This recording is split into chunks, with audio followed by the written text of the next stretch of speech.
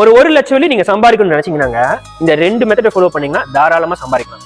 ஒன்னு என்னன்னு பாத்தீங்கன்னா வந்துட்டு உங்களோட சம்பளத்துல இருந்து மாசம் 833 வெள்ளி ஒரு 12 மாசம் ஒரு 10 வருஷம் நீங்க போட்டுக்கிட்டு வந்தீங்கன்னா ஒரு 10 வருஷம் சென்று லெபிக்கிறாங்க 1 லட்சம் வெள்ளி இருக்கும். இது வந்து ஒரு மெத்தட்.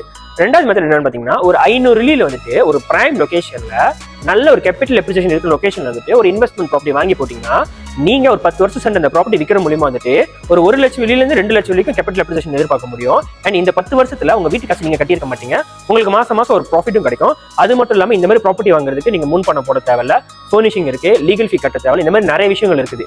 பட் இந்த ரெண்டாவது மெத்தட் பாத்தீங்கன்னா வந்துட்டு among Chinese very popular, but நம்ம மத்தியில வந்துட்டு ரொம்ப குறைவு. ஸோ இது எப்படிதான் வேலை செய்றீங்க தெரிஞ்சுக்கணும்னு நினைச்சீங்கன்னா நீங்க என்ன கான்டாக்ட் பண்ணுங்க, இதை பத்தி ஃப்ரீயா ஒரு கன்சல்டேஷன் கொடுக்குறேன்.